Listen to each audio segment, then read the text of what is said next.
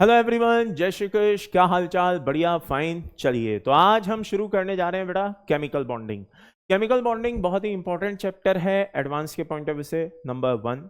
Number second, आज मैं सिर्फ और सिर्फ आपकी इच्छा के अनुसार केवल और केवल पीवाईक्यू लाया हूं। लास्ट टाइम पे मैंने पीरियोडिक टेबल में सोचा था कि आपको पीवाईक्यू के साथ वो क्वेश्चंस भी प्रोवाइड कराऊं जो मैक्सिमम थ्योरी, सब्जेक्ट की मैक्सिमम थ्योरी को कवर करते हैं चैप्टर की। ओके, लेकिन फिर मैंने आपके कमेंट्स देखे तो मुझे एहसास हो गया कि नहीं भाई, आपको सिर्फ और सिर्फ पीवाईक्यू ही चाहिए और कुछ नहीं चाहिए, ठीक है ना। तो भाई आज मैं सिर्फ और सिर्फ पीवाईक्यूज ही लाया हूं। आइए उनको सॉल्व करते हैं और आगे बढ़ते हैं, ठीक है। तो चलिए, सबसे पहले जो अपन देखने जा रहे हैं, पहला क्वेश्चन क्या है। ये भाई 1996 का आया हुआ क्वेश्चन है। इसमें मैंने हर तरह के पीवाईक्यूज उठाए हैं, बहुत पुराने भी लिए हैं, बहुत नए भी लिए हैं, हर तरह के उठाए हैं, ठीक है ना। तो जरा ध्यान से अच्छे से इनको देखिएगा, ठीक है।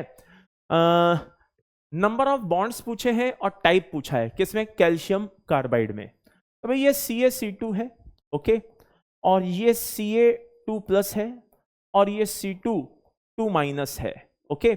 अब इसमें आप देखिए, ध्यान से देखिए, तो ये ऐसे बना हुआ है, यानी कि 1 सिग्मा और 2 पाई से मिलकर के बना है। तो आंसर क्या हो जाएगा बेटा इसका? बॉम्बे। नेक्स्ट क्वेश्चन पे चलते हैं। Bond between two identical non metal atom has a pair of electron. तो भाई एक नॉन मेटल्स के बीच में किस तरीके के जो बॉन्ड होते हैं वो किस तरह के होते हैं, ठीक है ना। इक्वल शेयरिंग से बने हुए होते हैं, इक्वल शेयर्ड बिटवीन देम, ठीक है ना। भाई कोवेलेंट बॉन्ड होते हैं तो वो इक्वल शेयरिंग से होते हैं। अगर यहाँ पे कोऑर्डिनेट के बारे में पूछा गया होता, हिंट दिया होता कि नहीं कोऑर्डिनेट के बारे में बताओ, तो हम अनइक्वल शेयरिंग की बात करते। अगर आयनिक के बारे में पूछा होता तो हम कंप्लीट ट्रांसफर ऑफ इलेक्ट्रॉन बताते। यहां तो उसने बोला है दो नॉन मेटल के बीच एक बॉन्ड का फॉर्मेशन हो रहा है, ठीक है ना। Bond between two identical non metal atom as a pair of electrons, कैसे? जो इक्वल शेयरिंग कर रहे हैं। तो नॉन मेटल में कैसी होती है? यूजुअली इक्वल शेयरिंग होती है। नेक्स्ट क्वेश्चन देखते हैं। एक एलिमेंट X है जो स्ट्रॉन्ग इलेक्ट्रोपॉजिटिव है, और एक Y है जो स्ट्रॉन्ग इलेक्ट्रोनेगेटिव है। दोनों के दोनों क्या है बेटा? यूनिवेलेंट हैं। तो कंपाउंड इनके बीच क्या बनेगा? तो भाई ये X है जो X+ में पाया जा रहा है, और ये Y है जो किस में पाया जा रहा है भाई? Y- में पाया जा रहा है। तो दोनों आपस में मिलकर के क्या करेंगे भाई? XY का फॉर्मेशन करते हुए नजर आएंगे, X+ और Y-, यानी कि answer is a. Next question देख। Total number of electron that take part in forming the bond in N2 is. तो भाई ये नाइट्रोजन है, हाँ है। ये भी नाइट्रोजन है, हाँ है। इसके बीच में कितने कितने बॉन्ड बने हैं? 3 बॉन्ड बने हैं। यानी कि टोटल नंबर ऑफ इलेक्ट्रॉन्स कितने दिखाई दे रहे हैं बेटा? 6 इलेक्ट्रॉन दिखाई दे रहे हैं। यानी कि 6 इलेक्ट्रॉन मिलकर के 3 बॉन्ड का फॉर्मेशन कर रहे हैं। तो आंसर इस क्या हो गया हमारा? 6 इलेक्ट्रॉन। आगे देखते हैं। The compound which contains both ionic and covalent bonds. तो भाई CH4 में क्या हो रहा है? आई रिपीट, CH4 में क्या हो रहा है? ओनली, आई रिपीट, CH4 में क्या है? ओनली कोवेलेंट बॉन्ड है, हाँ या ना? H2 कंपाउंड नहीं है, ये तो एक तरह का एलिमेंट है।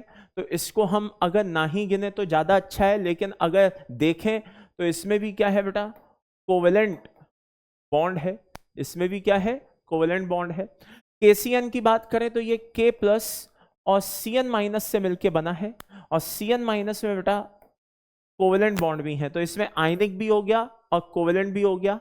और KCl कैसे मिलके बनाए? K+ और Cl- से। तो फाइनल आंसर इसका क्या हुआ बेटा? आंसर इज C, यानी कि जिसमें आयनिक और कोवेलेंट दोनों तरह के बॉन्ड अवेलेबल हैं। नेक्स्ट क्वेश्चन देखते हैं। LiCl प्रीडोमिनेटली कैसा होता है भाई? कोवेलेंट, यानी कि इसमें कोवेलेंट कैरेक्टर क्या होते हैं? डोमिनेंट होते हैं। The electronegativity difference between Li and Cl is too small. भाई ध्यान से सुनना, LiCl ये बात सही है कि कोवेलेंट होता है, लेकिन पोलराइजेशन के चलते होता है। ये Li+ है, और ये Cl माइनस है, तो Li प्लस Cl माइनस को अच्छे से पोलराइज कर देता है, जिसके चलते इसमें कोवेलेंट कैरेक्टर डेवलप होते हैं। अदरवाइज इनमें जो इलेक्ट्रोनेगेटिविटी का डिफरेंस है वो बहुत ही हाई होता है। तो by the end summary is this, answer हमारा सी हो जाएगा। क्या स्टेटमेंट 1 करेक्ट है और स्टेटमेंट 2 क्या है, इनकरेक्ट है। नेक्स्ट क्वेश्चन पे चलते हैं। तो the two type of bonds जो हैं प्रेजेंट इन B2S6 है ना, आर कोवेलेंट, एंड दूसरा क्या है, देखो एक तो B2S6 में क्या होता है, कोवेलेंट बॉन्ड तो होता ही है। B2S6 में क्या होता है बेटा, कोवेलेंट बॉन्ड तो होता ही होता है। ओके, साथ में क्या होता है, बनाना बॉन्ड भी होता है, जिसको हम 3C2E बॉन्ड के नाम से जानते हैं, 3C2E बॉन्ड के नाम से जानते हैं। ये बात समझ में आ गई। तो फाइनल क्या होगा भाई, क्लियर है, B2S6 में क्या होगा, 3C2 इलेक्ट्रॉन, 3C2E बॉन्ड इसमें प्रेजेंट होगा। Next, all molecule with polar bond have dipole moment, ठीक है ना, जितने भी मॉलिक्यूल होते हैं पोलर बॉन्ड वाले, उनमें कोई ना कोई डाइपोल मोमेंट होता है। ये स्टेटमेंट ट्रू है या फॉल्स है, आंसर इज फॉल्स। अब आप बोलेंगे क्यों फॉल्स है, जरा ध्यान से देखिएगा। ये CH4 दिखाई दे रहा है, हाँ दिखाई दे रहा है, इसमें बॉन्ड्स कैसे हैं, पोलर हैं। आई रिपीट, बॉन्ड्स कैसे हैं बेटा, पोलर हैं, लेकिन मॉलिक्यूल कैसा है, नॉन पोलर है। बॉन्ड कैसे है बेटा, पोलर है, और मॉलिक्यूल कैसा है, ओवरऑल म्यू कैसा है इसका, 0 है। तो यहां पे ये कहना कि जितने भी मॉलिक्यूल्स हैं जिनमें पोलर बॉन्ड होते हैं वो कैसे होंगे, डाइपोल मोमेंट उनका होगा, ऐसा सोचना गलत है। तो ये स्टेटमेंट फॉल्स हो गया। नेक्स्ट क्वेश्चन देखिए, linear overlapping of 2 atomic p orbital leads to sigma bond, यानी कि क्या कहते हैं, अगर 2 p ऑर्बिटल लाइक दिस आपस में इस तरह से आए तो क्या वो सिग्मा बॉन्ड बनाएंगे, yes, answer is true.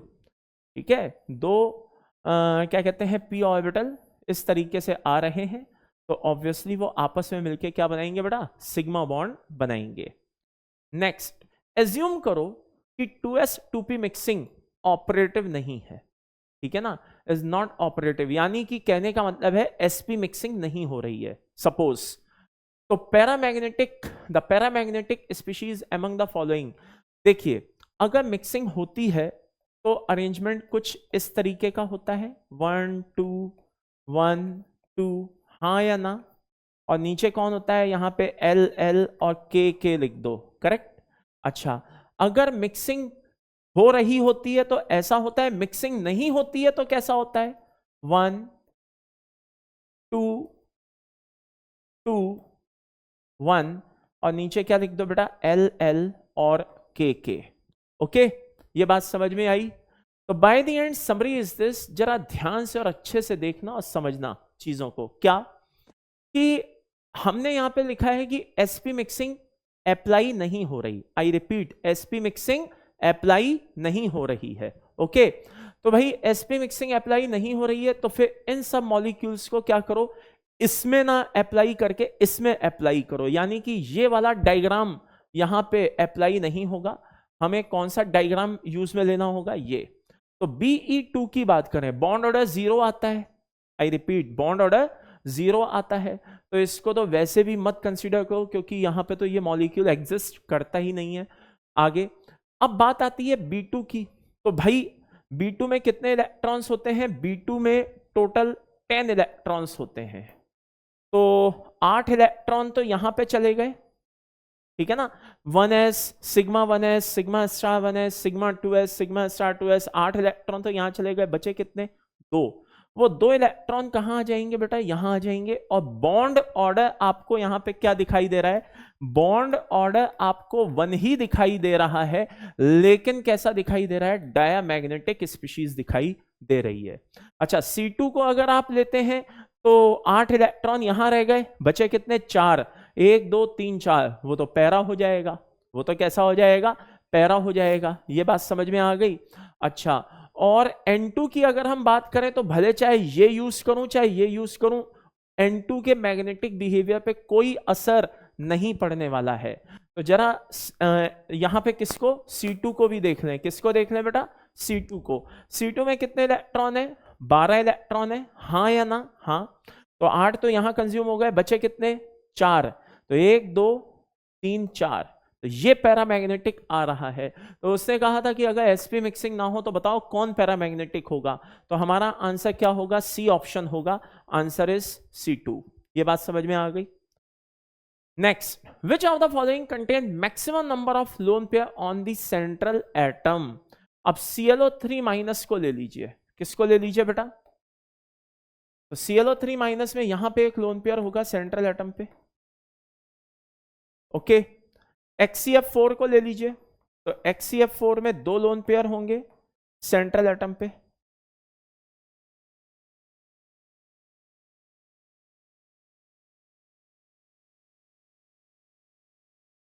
SF4 को ले लीजिए, 1 लोन पेयर होगा सेंट्रल एटम पे।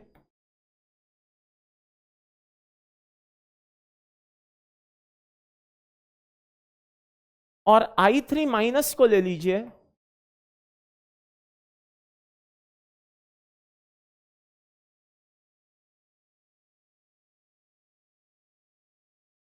ये बात समझ में आ गई। तो by the end summary is this, सबसे ज्यादा लोन पेयर मुझे कहां पे दिखाई दे रहे हैं, डी ऑप्शन पे दिखाई दे रहे हैं। किस पे दिखाई दे रहे हैं बेटा, डी ऑप्शन पे दिखाई दे रहे हैं। तो होपफुली आपको बढ़िया स्ट्रेंथ फील हो रही होगी PYQs लगा करके। और बाकी देखो वैरायटी वाले क्वेश्चंस तो क्या करते हैं बेटा, बहुत सारी थ्योरी को कवर करते हैं, तो उन क्वेश्चंस को रहने ही दो तुम तो, है ना। जैसा मेरे को तुम्हारे कमेंट से पता चला, उन क्वेश्चंस की तुमको रिक्वायरमेंट नहीं है। किसी ने कहा भी नहीं कि हाँ सर नहीं वैसे ही क्वेश्चन कराओ, नहीं तो मैं आज करा भी देता। तो तुम्हें PYQ चाहिए थे, तो आइए और PYQs देखते हैं बढ़िया वाले। नेक्स्ट PYQ पे चलते हैं। Which of the following are iso electronic and iso structural. हाँ जी, आइसो इलेक्ट्रॉनिक भी हो और आइसो स्ट्रक्चरल भी हो, ठीक है। आइसो इलेक्ट्रॉनिक भी हो और आइसो स्ट्रक्चरल भी हो। देखिए ध्यान से देखिए, ये NO3 माइनस है, ये CO3 माइनस 2 है। तो ये आपस में आइसो इलेक्ट्रॉनिक भी हैं और आइसो स्ट्रक्चरल भी हैं, ठीक है ना। ये देखिए, ये like this, N double bond O, okay, O minus, और ये carbon double bond O, O minus. तो आइसो इलेक्ट्रॉनिक भी हैं और आइसो स्ट्रक्चरल भी हैं। तो हमारा आंसर क्या दिखाई दे रहा है भाई, ए दिखाई दे रहा है। बाकी सारे ग्रुप देख लीजिए, कोई आइसो स्ट्रक्चरल हो सकता है लेकिन आइसो इलेक्ट्रॉनिक नहीं होगा, जबकि हमें दोनों चीजें एक साथ चाहिए। तो फाइनल आंसर इज ए हो गया हमारा। नेक्स्ट ऑप्शन पे चलते हैं। कंपाउंड जो दिए हुए हैं सामने ECl3, जहां पे E क्या है, बोरोन है, फास्फोरस है, आर्सेनिक, बिस्मथ, लाइक दैट। इसमें आपको क्या करना है, एंगल्स का बॉन्ड ऑर्डर बताना है। देखो बॉन्ड एंगल्स जब भी आपको देखने हो, सबसे पहले हाइब्रिडाइजेशन पे फोकस करिए। तो हाइब्रिडाइजेशन पे फोकस करते हैं भाई, तो पहला BCl3 फील करते हैं। क्या, BCl3। BCl3 sp2 होता है और ये ट्राइगोनल प्लेनर होता है, यानी कि बॉन्ड एंगल 120 डिग्री होता है। अब 120 से ज्यादा तो मुझे इसमें फास्फोरस, आर्सेनिक, बिस्मथ कोई भी दिखाई नहीं दे रहा है। तो BCl3 सबसे आगे होना चाहिए, यानी कि B सबसे आगे होना चाहिए। अब B सबसे आगे किस किस में है, A और B में है। तो C ऑप्शन और D ऑप्शन को तो क्या करो बेटा, उड़ा दो। आई रिपीट, C ऑप्शन और D ऑप्शन को तो क्या करो, उड़ा दो। ये बात समझ में आ गई। नेक्स्ट क्वेश्चन, नेक्स्ट पॉइंट पे चलते हैं। किसकी बात करते हैं, फास्फोरस, है ना, आर्सेनिक। तो PCl3 हो गया, AsCl3 हो गया, BiCl3 हो गया, हाँ या ना। इन सबको जरा गौर फरमाइए, ध्यान से देखिए। सेंट्रल एटम कैसे है बेटा, सेंट्रल एटम डिफरेंट है, ओके। और सराउंडिंग एटम कैसे हैं, सेम है। सराउंडिंग एटम कैसे हैं, सेम है। ये बात समझ में आ गई। अब सेंट्रल एटम डिफरेंट है, सराउंडिंग एटम सेम है, तो EN किसकी देखेंगे, सेंट्रल एटम की। तो EN ऑफ सेंट्रल एटम क्या होगी, बढ़ेगी। थीटा क्या होगा, बढ़ेगा। तो यहां पे EN का अगर मैं ऑर्डर देखूं तो सबसे ज्यादा फास्फोरस है, देन आर्सेनिक है, और देन कौन है बेटा, अपना बिस्मिथ है। तो ऑर्डर ऑफ एंगल भी कुछ ऐसा ही होना चाहिए। तो फाइनल आंसर इसका क्या होना चाहिए इस हिसाब से, तो बी होना चाहिए, B for Bombay, this one. तो बोरॉन का सबसे ज्यादा BCl3 का, क्योंकि वो तो sp2 लेकर के बैठा है, और ये सब क्या लेके बैठे हुए हैं बेटा, sp3 लेकर के बैठे हुए हैं। ये सब क्या लेके बैठे हुए हैं, sp3 लेकर के बैठे हुए हैं। अरे हाँ या ना। तो by the end summary is this, ये पिरामिडल है, वो कैसा है, ट्राइगोनल प्लेनर है। तो बॉन्ड एंगल का डिफरेंस आपको अच्छे से समझ में आ गया होगा। आंसर बॉम्बे। नेक्स्ट क्वेश्चन देखते हैं, जरा ध्यान से अच्छे से देखिएगा। The correct order of increasing carbon, the correct order of increasing क्या देखना है अपन को, carbon to oxygen bond length देखना है। ओके हमें कार्बन ऑक्सीजन की बॉन्ड लेंथ का इंक्रीजिंग ऑर्डर ऑब्जर्व करना है कि भाई क्या होगा। देखिए ये CO है, हाँ, ये CO2 है, हाँ, और ये CO3 है, यस। सबसे पहले बॉन्ड ऑर्डर पे फोकस करिए। बॉन्ड ऑर्डर क्या होगा भाई, ये 3 होगा, ये 2 होगा, और ये 1.33 होगा। तो बॉन्ड ऑर्डर और बॉन्ड लेंथ में जो रिलेशन होता है वो क्या होता है, जरा ध्यान से देखना। जिसका बॉन्ड ऑर्डर जितना ज्यादा उसकी बॉन्ड लेंथ उतनी कम। ये बात समझ में आ गई, जिसका बॉन्ड ऑर्डर जितना ज्यादा उसकी बॉन्ड लेंथ उतनी कम। तो भाई बॉन्ड लेंथ का ऑर्डर क्या हो जाएगा, लाइक दिस, ठीक है। तो आइए करेक्ट ऑर्डर देखना है इंक्रीजिंग किसका, बॉन्ड लेंथ का। तो कार्बोनेट वाले की बॉन्ड लेंथ सबसे ज्यादा होनी चाहिए, उससे कम CO2, सबसे कम CO। आंसर इज ए होना चाहिए, और ए ही है। नेक्स्ट क्वेश्चन की बात करते हैं, which content both polar and non polar bonds, जिसमें पोलर नॉन पोलर दोनों तरह के बॉन्ड एक साथ प्रेजेंट हो, ठीक है ना भाई। ये अपना कौन है, NH4+ है, हाँ है।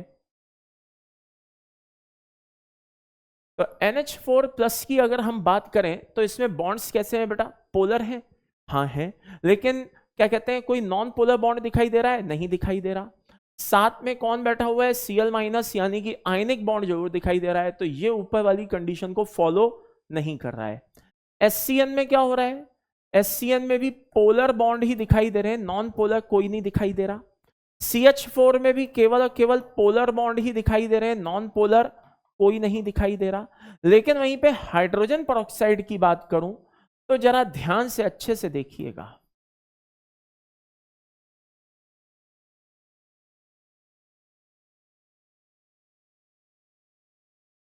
यहां पे पोलर नॉन पोलर दोनों बॉन्ड दिखाई दे रहे हैं। कैसे, आप OO को देखिए, डेल एक्स क्या है, 0 है। डेल एक्स क्या होता है, डिफरेंस ऑफ ईएन। तो ये कैसा होगा बेटा, नॉन पोलर।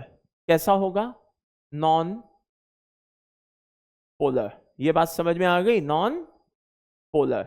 अच्छा वहीं पे OH को देखिए, del x not equal to 0, तो ये कैसा होगा बेटा, पोलर। तो दोनों में अंतर समझ में आ गया होगा। यानी कि H2O2 ऐसा मॉलिक्यूल है जिसमें आपको पोलर नॉन पोलर दोनों बॉन्ड दिखाई दे रहे होंगे। तो फाइनल आंसर इसका क्या हो गया, C। नेक्स्ट क्वेश्चन देखते हैं, साइनाइड है और नाइट्रोजन है, आइसोइलेक्ट्रॉनिक है, ठीक है, हाँ। बट इन कॉन्ट्रास्ट क्या होगा, साइनाइड को अगर अपन नाइट्रोजन इस तरह से कंपेयर करें तो नाइट्रोजन आपको कैसा दिखाई दे रहा है, केमिकली इनर्ट दिखाई दे रहा है। अब वो जानना चाहता है कि आखिरकार ये केमिकली इनर्ट क्यों है, क्या कोई लो बॉन्ड एनर्जी, सवाल ही नहीं उठता। N2 में तो 3 बॉन्ड होते हैं, तो बॉन्ड एनर्जी लो होने का तो सवाल नहीं उठता, ठीक है ना। किसी तरह का एसिमेट्रिकल इलेक्ट्रॉन डिस्ट्रीब्यूशन नहीं, इक्वल शेयरिंग हो रही है, सब सही है। Presence of more number of electron in bonding orbital नहीं, ऐसा भी कुछ नहीं है। अगर एंटी बॉन्डिंग में होते तो भी हम विचार कर लेते। फिर क्या है, absence of bond polarity, molecule कैसा है, नॉन पोलर है, किसी तरह की इसमें कोई बॉन्ड पोलरिटी नहीं है, तो इसलिए ये इतना ज्यादा एक्टिव नहीं है। तो आंसर क्या हो गया, बॉम्बे। नेक्स्ट क्वेश्चन देखते हैं, among the following species identify the isostructural pair। हमें isostructural pair देखने हैं। तो भाई सबके हाइब्रिडाइजेशन चेक कर लो, सबकी ज्योमेट्री चेक कर लो, पता चल जाएगा कौन आइसोस्ट्रक्चरल है। तो NF3 कैसा दिखाई देता है, पिरामिडल दिखाई देता है। इसी तरह से NO3 माइनस कैसा दिखाई देता है? ट्राइगोनल प्लेनर दिखाई देता है। इसी तरह से BF3 क्या दिखाई देता है? वो भी ट्राइगोनल प्लेनर दिखाई देता है। इसी तरह से H3O प्लस कैसा दिखाई देता है? H3O प्लस पिरामिडल दिखाई देता है।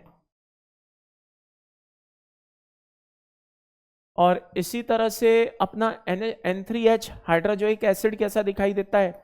बेंट दिखाई देता है। कैसा दिखाई देता है? Bent, like this. ओके, और यहां पे क्या दिखा दो? Lone pair. ओके, अब इसमें से आइसो स्ट्रक्चरल कौन है? एक तो NF3 और H3O प्लस है, NF3 और H3O प्लस है। एक तो ये आइसो स्ट्रक्चरल है दोनों के दोनों, NF3 और H3O प्लस। और एक कौन है? NO3 माइनस है और BF3 है। यानी कि इसका आंसर सी ऑप्शन हो गया, जो कि सही है। ठीक है, मतलब आपको ज्योमेट्री बनाना आना चाहिए। Molecule which has zero dipole moment, इनमें से मॉलिक्यूल जिसका जीरो डाइपोल मोमेंट हो, ये कार्बन है, हाँ है। ये हाइड्रोजन है, ये क्लोरीन है, ये क्लोरीन है। ठीक है, तो यहां पे आपको म्यू कैसा दिखाई देगा? नॉट इक्वल टू 0 दिखाई देगा। ये BF3 ले लीजिए, यहां पे आपको म्यू कैसा दिखाई देगा? 0 दिखाई देगा। यानी कि ये कैसा होगा? नॉन पोलर होगा, इसका डाइपोल मोमेंट आपको 0 दिखाई देगा। ओके, NF3 कैसा दिखाई देगा भाई? पोलर दिखाई देगा। यानी कि म्यू नॉट इक्वल टू 0 दिखाई देगा, म्यू नॉट इक्वल टू 0 दिखाई देगा। और ClO2 आपको कैसा दिखाई देगा भाई? ClO2 आपको इस तरह का दिखाई देगा। ठीक है, like this, odd electron species है। ओके, तो ये भी आपको पोलर दिखाई देगा, यानी कि म्यू नॉट इक्वल टू 0 रहेगा। ओके, तो एक ही बचता है हमारा, और वो बचता है BF3 जिसका डाइपोल मोमेंट 0 है। तो बॉम्बे इसका आंसर होगा बी ऑप्शन। नेक्स्ट क्वेश्चन पे चलते हैं, आइए जरा देखते हैं नेक्स्ट क्वेश्चन क्या है। Of the following compound which will have a zero dipole moment, इनमें से हमको देखना है कि भाई जीरो डाइपोल मोमेंट किसका है। तो भाई बहुत सीधी सी बात है, जैसे डाइक्लोरो इथाइलिन, यानी कि एक ही कार्बन पे क्या हो रहा है, दोनों के दोनों वो जुड़े हुए हैं, है ना। ये कार्बन हो गया, ये HH और ये Cl, करेक्ट। तो भाई यहां पे तो म्यू नॉट इक्वल टू 0 होता है। अच्छा, 1,2 डाइक्लोरो, ये थोड़ा सा स्पेलिंग में गड़बड़ है। 1,2 डाइक्लोरो इथाइलिन मतलब, और वो भी कौन सा? सिस फॉर्म, यानी कि ये कार्बन है, ओके, और यहां पे सिस फॉर्म में क्या है? क्लोरीन जुड़े हुए हैं। तो ये भी कैसा होगा? म्यू नॉट इक्वल टू 0 होगा। लेकिन ट्रांस 1,2 डाइक्लोरो इथाइलिन की अगर हम बात करें, तो ये कार्बन कार्बन है, हाँ है, और ये ऐसा है वैसा है, हाँ है, और ये क्लोरीन है, ये क्लोरीन है, ये हाइड्रोजन है, और ये हाइड्रोजन है। तो बेटा यहां पे क्या होगा? म्यू नॉट इक्वल टू 0 होगा। तो फाइनल आंसर इसका क्या होगा? सी होगा। तो ये लो भाई, answer is C. Next question पे चलते हैं। Carbon tetrachloride has no net dipole moment because of, carbon tetrachloride जो है उसमें किसी तरह का कोई डाइपोल मोमेंट नहीं है, उसमें किसी तरह का कोई डाइपोल मोमेंट नहीं है। क्यों नहीं है भाई? तो जरा ध्यान से सुन लो। It is regular tetrahedral structure, yes. Planar, no, non planar है भाई। ये सारे के सारे एटम एक प्लेन में नहीं आ सकते, sp3 हाइब्रिडाइजेशन है। तो नॉन, ये प्लेनर है नहीं। रेगुलर टेट्राहेड्रल स्ट्रक्चर है, हाँ। Smaller size of carbon and chlorine atom, इससे कोई लेना देना नहीं है। Smaller electron affinity of carbon and chlorine, नहीं, ऐसा भी कुछ भी नहीं है। तो फाइनल आंसर इज दिस। अब आप बोलेंगे रेगुलर टेट्राहेड्रल स्ट्रक्चर होने से क्या हो गया? देखिए इसके पीछे जो रीजन है वो ये है, आप सबको पता ही है कि डाइपोल मोमेंट कैसी यूनिट होती है? स्केलर या वेक्टर? ऑब्वियसली वेक्टर होती है। तो यहां पे ये इस तरफ हो गया, यहां पर ये इस तरफ हो गया, यहां ये इस तरफ हो गया, और यहां ये इस तरफ हो गया। तो ये जो इसका नेट डाइपोल मोमेंट निकल के आ रहा है, ये सब एक दूसरे को क्या करने में लगे हैं बेटा? कैंसिल करने में लगे हैं, तो नेट डाइपोल मोमेंट क्या निकल के आ रहा है बेटा, 0 निकल के आ रहा है। ओके, तो final regular tetrahedral structure credit जा रहा है, किसको क्रेडिट जा रहा है, रेगुलर टेट्राहेड्रल स्ट्रक्चर को, क्योंकि उसी से नेट डाइपोल मोमेंट 0 निकल के आ रहा है। नेक्स्ट क्वेश्चन पे चलते हैं। Iso electronic with CO, CO के साथ कैसा होता है आइसो इलेक्ट्रॉनिक। अब सीओ में कितने इलेक्ट्रॉन है भाई, 14। तो देखो भाई इनमें से किस किस में 14 इलेक्ट्रॉन है, क्या साइनाइड में 14 इलेक्ट्रॉन है, हाँ। क्या O2 प्लस में 14 इलेक्ट्रॉन है, ना। क्या O2 माइनस में है, ना। क्या N2 प्लस में है, ना। तो आइसो इलेक्ट्रॉनिक कौन हुआ, आपका साइनाइड हुआ। नेक्स्ट क्वेश्चन पे चलते हैं। लीनियर मॉलिक्यूल बताइए इनमें से कौन है। तो CO2 अपना कैसा होता है बेटा, लीनियर मॉलिक्यूल होता है, लाइक दिस, हाँ। NO2 कैसा होता है, like this, yes or no. इसी तरीके से SO2 कैसा होता है, like this, yes or no. और इसी तरह से ClO2 कैसा होता है, like this, yes or no. Clear है भाई सभी को। तो ये अपने लीनियर मॉलिक्यूल की अपन ने बात की है। तो लीनियर मॉलिक्यूल क्या होगा बेटा, ए होगा। ये बात समझ में आई। 1982 में एडवांस में आया हुआ क्वेश्चन है भाई, आईआईटी में आया हुआ क्वेश्चन है, ठीक है। चलिए नेक्स्ट पॉइंट पे चलते हैं। The linear structure assumed by, ठीक है ना, किसके थ्रू, कौन कौन से होंगे इसमें मॉलिक्यूल जो लीनियर स्ट्रक्चर लेकर के बैठे होंगे। ये SN की बात करें, ठीक है, लाइक दिस, ओके। तो ये हमारा क्या हो गया, बेंट हो गया, क्या हो गया, बेंट, ओके। अच्छा, कार्बन डाइसल्फाइड की बात करें तो ये हमारा क्या हो गया बेटा, लीनियर हो गया। NO2 प्लस की बात करें तो ये भी हमारा क्या हो गया बेटा, लीनियर हो गया। और NCO माइनस की बात करें तो ये भी कैसा हो गया, लीनियर हो गया। तो फाइनल इसका आंसर BCD हो गया। क्या हो गया बेटा, BCD हो गया। I3 माइनस SiO4, ये थोड़ा सा यहाँ पे गलत छपा हुआ है, ये क्या होगा भाई, 4, ठीक है ना, प्लस नहीं होगा, ये क्या होगा बेटा, माइनस होगा। क्या होगा, माइनस, ओके। ये थोड़ा सा यहाँ पे मिस्टेक है, इसको सही करे देते हैं। ये लो, अब सही है, ठीक है। तो I3 प्लस है, ये है, बहुत सारी स्पीशीज दी हुई हैं। अब इसमें पूछा है टोटल नंबर ऑफ स्पीशीज बताइए जो sp3 हाइब्रिडाइजेशन लेके बैठी है, सेंट्रल एटम उसमें क्या लेके बैठा है, sp3, ठीक है। तो आइए शुरू करते हैं। सबसे पहले I3 प्लस की बात करें तो I3 प्लस आप हाइब्रिडाइजेशन निकाल के देखिए, हाइब्रिडाइजेशन आपको आना चाहिए। 2023 का आया हुआ क्वेश्चन है, जरा ध्यान से देखिएगा। sp3 होता है, क्या होता है, sp3। नेक्स्ट क्वेश्चन की बात करते हैं। SiO4 4 माइनस, SiO4 4 माइनस, तो भाई सिलिकेट है और ये भी क्या है, sp3 हाइब्रिडाइजेशन लेके बैठा हुआ है। इसके बाद बात करते हैं SO2Cl2 की। तो SO2Cl2 भी sp3 हाइब्रिडाइजेशन लेके बैठा हुआ है। देन इसके बाद बात करते हैं बेटा 4th नंबर पे HCF2 की। HCF2 sp3d हाइब्रिडाइजेशन लिए हुआ है, ठीक है ना। SF4 को देखते हैं, SF4 को देखते हैं। SF4 कैसा है बेटा, SF4 sp3d लेकर के बैठा हुआ है। देन ClF3 को लेकर के देखते हैं, ClF3 कैसा होता है, तो ClF3 भी बेटा sp3d होता है। NiCO होल 4 को लेते हैं, किसको लेते हैं, NiCO होल 4 को। इसमें बैक पेयरिंग होती है, तो NiCO होल 4 की अगर हम बात करें तो भाई इसमें बैक पेयरिंग होती है। कोऑर्डिनेशन में आप इसको देखोगे, DN सिस्टम D10 होता है, तो लिगेंड भले चाहे SFL हो WFL हो, उससे कोई फर्क नहीं पड़ता। DN सिस्टम D10 है तो ये sp3 होगा, क्योंकि अंदर कोई भी d ऑर्बिटल इन्वॉल्व नहीं होगा बॉन्ड बनाने के लिए। XCO2F2 को ले लीजिए, किसको ले लीजिए, XCO2F2 को ले लीजिए। तो XeO2F2 कैसा होता है, sp3d होता है। PtCl4 2+ को ले लीजिए, PtCl4 2+ को।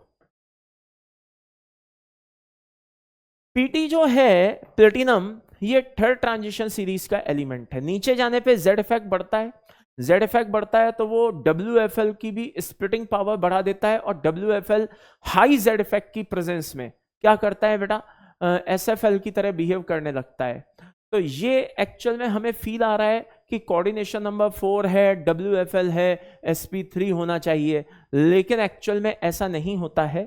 ठीक है, ये कैसा होता है बेटा, ये एक्चुअल में होता है by the end summary is this, ये कैसा होता है, ये एक्चुअल में DSP2 जैसा होता है। कैसा होता है, DSP2 जैसा होता है। आगे XeF4 की बात करें, किसकी बात करें, XeF4, यहां पे लिखे देता हूं नंबर 10।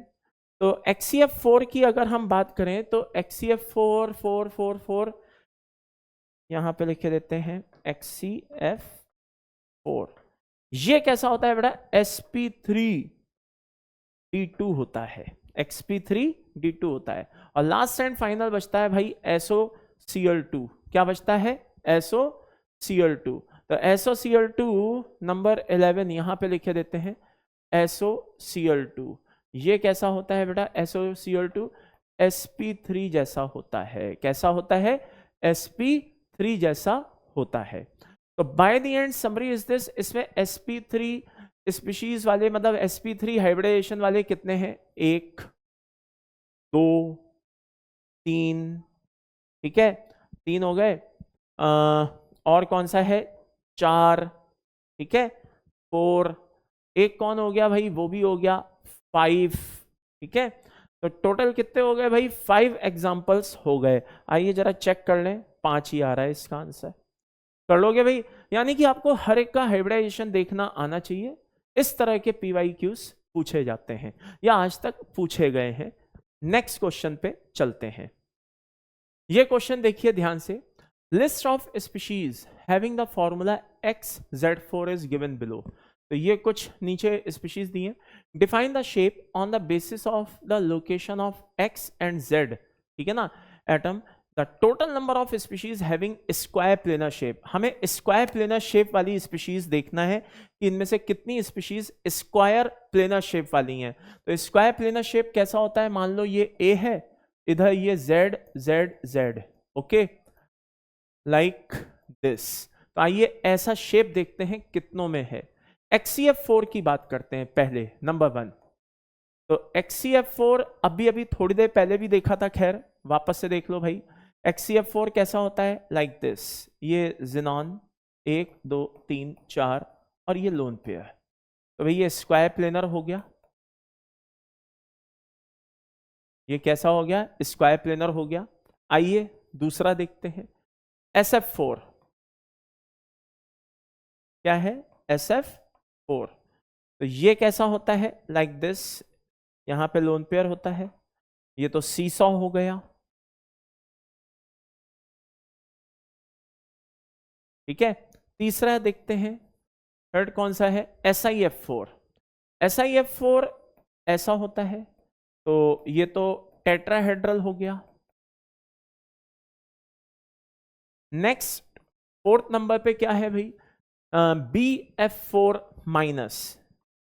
तो ये BF4 माइनस, ये भी टेट्राहेड्रल हो गया। हमें तो क्या चाहिए, स्क्वायर प्लेनर चाहिए। नेक्स्ट क्या है, BRF4 माइनस, BRF4 माइनस। तो BRF4 माइनस को जरा ध्यान से देखें भाई, BRF4 माइनस, ठीक है ना, BRF4 माइनस ही है ना, हाँ। तो BRF4 माइनस को अगर हम ध्यान से देखें तो ब्रोमीन के वैलेंस शेल में कितने होते हैं, 7 इलेक्ट्रॉन, और एक कितना हो गया यहाँ पे, 8 आ गया। यानी कि माइनस की वजह से एक ज्यादा आ गया, हाँ या ना। तो यानी कि यहाँ पे क्या दिखाई दे रहा है, वही 2 लोन पेयर दिखाई दे रहे हैं और 4 फ्लोरीन दिखाई दे रहे हैं। तो ये स्ट्रक्चर कैसी हो जाएगी, बिल्कुल ठीक वैसी हो जाएगी जैसे ICl4 माइनस की होती है। इधर लोन पेयर, इधर लोन पेयर, लाइक दिस। और नो डाउट इन इट ये स्क्वायर प्लेनर कैटेगरी में चला गया। दूसरा क्या है, just a second, next example क्या है भाई, आइए वो भी देख लेते हैं। CuNH3 whole 4 2 plus, CuNH3 whole 4 2 plus, यहां लिखे देते हैं CuNH3 whole 4 2 plus. Coordination chapter जो है उसमें वैसे अपन इसके बारे में पढ़ेंगे। कोऑर्डिनेशन नंबर 4 है, SFL लिगेंड है, D9 सिस्टम है। कौन सा सिस्टम है बेटा, D9 सिस्टम है। तो जब SFL आएंगे तो ये कंडीशन ऐसी दिखाई दे रही होगी, लाइक दिस, ओके। तो जब SFL आएगा अपना इलेक्ट्रॉन पेयर देगा, तो ये इलेक्ट्रॉन जो है D9 सिस्टम है ना, कौन सा सिस्टम है, D9। तो इसका एक इलेक्ट्रॉन जंप करके कहां पे गिरेगा जाके बेटा, लाइक दिस, यहां पे, यानी कि 3D हो गया, 4s हो गया और ये 4p हो गया। तो कहां गिरेगा, 4p में गिरेगा। अब ये d ऑर्बिटल कैसा हो जाएगा बेटा, खाली हो जाएगा, यानी कि ये कंडीशन आपको कैसी दिखाई देगी, ऐसी। और ये s ऑर्बिटल है, ये p ऑर्बिटल है, ये आपको कैसा दिखाई देगा, ऐसा। अब ये आपका d दिखाई दे रहा है, ये s दिखाई दे रहा है और दो p दिखाई दे रहे हैं, यानी कि dsp2, यानी कि ये कैसा होगा, स्क्वायर प्लेनर कॉम्प्लेक्स होगा। तो by the end summary is this, इस प्रोसेस को हम बोलते हैं ट्रांसफेरेंस। क्या बोलते हैं, ट्रांसफेरेंस, जिसमें SFL की प्रेजेंस में एक इलेक्ट्रॉन जंप करके कहां चला जाता है बेटा, एक इलेक्ट्रॉन जंप करके 4p में जाकर के गिरता है। तो ये भी स्क्वायर प्लेनर होगा। और देख लो भाई, और क्या है, FeCl4 है, COCl4 है और PtCl4 है, ठीक है ना। तो FeCl4 2 माइनस को ले लो और किसको ले लो, COCl4 2 माइनस है या माइनस है, देख लें एक बार, 2 माइनस है भाई, ठीक है, 2 माइनस को ले लो, ओके। दो के दोनों बेटा क्या है, कोऑर्डिनेशन नंबर 4 है। कोऑर्डिनेशन नंबर कितना है भाई, 4 है, ये बात समझ में आ रही है। लिगेंड कैसा है, लिगेंड WFL है, हाँ है। तो नो डाउट इन इट, इनका हाइब्रिडाइजेशन कैसा होगा, sp3 होगा और ये टेट्राहेड्रल होंगे। तो ये स्क्वायर प्लेनर कैटेगरी में नहीं होंगे। लास्ट एंड फाइनल बचता है PtCl4 2 माइनस। अभी थोड़ी देर पहले भी बताया था, दोबारा बता देता हूं। प्लेटिनम थर्ड ट्रांजिशन सीरीज का मेटल है और थर्ड ट्रांजिशन सीरीज में Z इफेक्टिव कैसा होता है, बहुत ही डोमिनेंट होता है, जिसकी वजह से यहां पर हियर जो लिगेंड है वो WFL की तरह वर्क ना करके किसकी तरह वर्क करेगा, SFL की तरह। कहने का मतलब है स्प्लिटिंग पावर क्या हो जाएगी, बढ़ जाएगी, और ये sp3 ना बना करके dsp2 बनाएगा, यानी कि ये भी कैसा हो जाएगा, स्क्वायर प्लेनर। तो by the end summary is this, मुझे ये देखना है स्क्वायर प्लेनर कितने हैं, एक, ठीक है, यहां तो सिर्फ एक है, 2, 3 और 4, 4 स्क्वायर प्लेनर दिखाई दे रहे हैं। आइए आंसर चेक कर लेते हैं, आंसर इज 4। तो ये आपको पता होना चाहिए हर एक मॉलिक्यूल की स्थिति। नेक्स्ट पॉइंट पे चलते हैं। यहां पे मेलामाइन में पूछा गया है नंबर ऑफ लोन पेयर बताइए कितने होंगे। तो भाई आपको पहले तो क्या कहते हैं, स्ट्रक्चर पता होनी चाहिए। ये कार्बन है, ये नाइट्रोजन है, ये कार्बन है और ये नाइट्रोजन है, साइन्यूरिक हो गया। इसको हम क्या बोलते हैं बेटा, साइन्यूरिक, ओके। अब इसके ऊपर क्या होगा बेटा, NH2 जुड़ा होगा। अब आपके मन में एक विचार आएगा NH2 कहां पे होगा, तो बेटा देखो किसकी कोवेलेंसी पूरी नहीं हो रही, सर कार्बन की कोवेलेंसी पूरी नहीं हो रही। तो ये लो भाई यहां पे NH2 आ गया, लाइक दिस, ओके। अब हमें ये देखना है कि लोन पेयर कितने हैं। तो ये जो नाइट्रोजन दिखाई दे रहे हैं ना, 3 बॉन्ड बनाने के बाद हर एक नाइट्रोजन एक एक लोन पेयर लेके बैठा है, हाँ। और ये भी एक एक लोन पेयर लेके बैठे हैं। हाँ, टोटल 6 लोन पेयर होने चाहिए। चेक कर लो भाई, आंसर इज 6। तो ऐसे क्वेश्चन को आप कभी तभी टच कर सकते हैं जब आपको इस तरह की स्ट्रक्चर्स पता हो, और ऐसी स्ट्रक्चर्स बेटा वैरायटी वाले क्वेश्चन करने से आती है, ये बात ध्यान रखना। ठीक है, जो क्लास में कराए जाते हैं ना, टीचर को उस तरह से फॉलो करना चाहिए, अपना ज्ञान नहीं देना चाहिए। ठीक है, चलिए आगे बढ़ते हैं नेक्स्ट क्वेश्चन पे। और जो ज्ञान दे रहा हो ना बेटा, उसको ऑन द स्पॉट वहीं पे ज्ञान दे देना चाहिए। ठीक है, कमेंट बॉक्स में अगर कोई ज्ञान देने आए तो उसको तुरंत ज्ञान दे देना चाहिए, तब जाकर के टीचर क्या करता है बेटा, फिर देखो कितने पॉजिटिव एनर्जी के साथ काम कर पाता है। ओके, चलिए आइए और देखते हैं PYQs को। ठीक है, based on VSEPR theory the number of 90 degree, ठीक है ना, किसमें, BRF5 में, 2010 में आया हुआ क्वेश्चन है। आइए जरा ध्यान से देखते हैं। 1 2 3 4 5 और ये लोन पेयर। भाई वेस्पर थ्योरी है, क्या है, VSEPR theory, valence shell electron pair repulsion theory कहती है कि यहां पे लोन पेयर है, हाँ है, तो ये सबको चारों बॉन्ड को ऊपर उठा देगा, तो ये एंगल जो थे वो 90 से सबके सब क्या हो जाएंगे, कम हो जाएंगे। भले चाहे ये एंगल हो, भले चाहे ये एंगल हो, कोई भी एंगल हो, ये सारे के सारे एंगल्स क्या हो जाएंगे, 90 डिग्री से कम हो जाएंगे। तो आंसर क्या आ जाएगा, 0 आ जाएगा। आंसर क्या आ जाएगा, 0। तो 90 डिग्री वाला एंगल यहां पे एक भी नहीं है, answer is 0। Next question, CH3+ shape बताइए। अरे भाई ये कार्बन है, हाँ है, और 4 इलेक्ट्रॉन वैलेंस शेल में होते हैं, यहां पे कितने, एक प्लस आ रहा है, यानी कि 3 है। तो यानी कि 3 इलेक्ट्रॉन 3 हाइड्रोजन से जुड़े हुए हैं। तो हमको यहाँ पे क्या करना है, आई रिपीट, हमको यहाँ पे क्या करना है, इसको स्क्वायर प्लेनर बना, सॉरी, इसको ट्राइगोनल प्लेनर बना देना है। यानी कि हाइब्रिडाइजेशन कैसा हो जाएगा बेटा, आई रिपीट, हाइब्रिडाइजेशन कैसा हो जाएगा, sp2 हो जाएगा। तो ट्राइगोनल प्लेनर हमने बना दिया। आगे बढ़ते हैं, angle between 2 covalent bond in maximum, हाँ किस में होना चाहिए, इन सब में से सबसे ज्यादा किस में होना चाहिए। तो भाई CH4 की बात करें, टेट्राहेड्रल है, हाँ है, 109 होना चाहिए, है।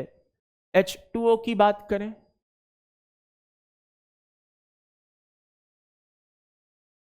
किसकी बात करें, H2O की बात करें, तो ये लेस देन 109 होता है, 104। और CO2 की बात करें तो ये कितना होता है, 180 होता है। तो सबसे ज्यादा किस में होना चाहिए भाई, CO2 में होना चाहिए। Answer is CO2। Next, dipole moment of CH3F is greater than that of CH3Cl। बेटा ये एक तरह का एक्सेप्शनल केस है जो 1993 में आया हुआ इस तरह का क्वेश्चन है। हमें फील आता है कि हाइब्रिड क्या कहते हैं, डाइपोल मोमेंट किसका ज्यादा होना चाहिए, ठीक है, इसका। लेकिन सच्चाई क्या है इसकी, जस्ट अपोजिट। और डाइपोल मोमेंट किसका ज्यादा होता है, इसका। ओके, तो म्यू की अगर हम बात करें तो म्यू इसका ज्यादा है। ओके, ये एक एक्सेप्शनल केस है। तो यहां पे कह रहा है कि CH3F का ज्यादा होना चाहिए CH3Cl से, तो ये स्टेटमेंट कैसा हो गया, फॉल्स हो गया। तो आंसर इज दिस। बात आती है SnCl2 की, किसकी आती है, SnCl2 की। तो ये Sn है और ये अपना एक लोन पेयर हो गया, ये 2 Cl हो गए। तो ये कैसा हो गया भाई, नॉन लीनियर होगा, हाँ होगा। तो स्टेटमेंट इज ट्रू। चलिए आगे बढ़ते हैं। वेस्पर थ्योरी को यूज करते हुए हमको PCl5 और BRF5 का क्या करना है बेटा, आई रिपीट, PCl5 और BRF5 का हमें शेप बनाना है। तो PCl5 कैसा होता है, ऐसा, ठीक है, और BRF5 अभी अभी बनाया था, कैसा होता है, ऐसा।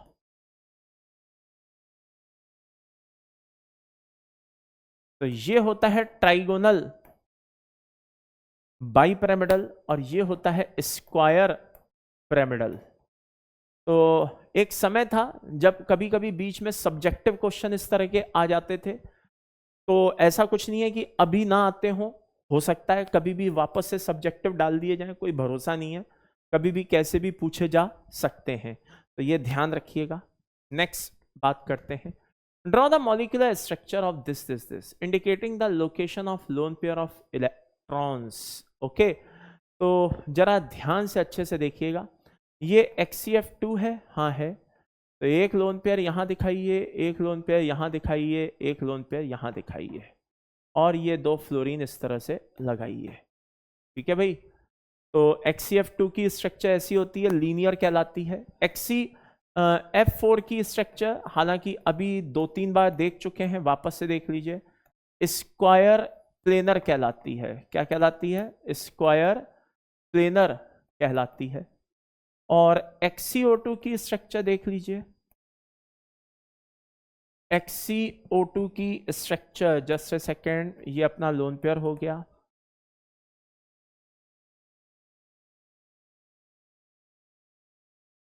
ओके, ये अपना स्ट्रक्चर हो गया XCO2F2। तो लोकेशन भी अपन ने दिखा दी है, यहां पर इस तरह से 120 पे है, यहां 180 पे है, ये इधर इक्वेटोरियल पे है। क्लियर है? चलिए नेक्स्ट क्वेश्चन देखते हैं, difference in the nature of bonding in LIF and LII। ठीक है, LIF कैसा होता है? आयनिक होता है, और LII कैसा होता है? कोवेलेंट कंपाउंड होता है। और इसके पीछे रीजन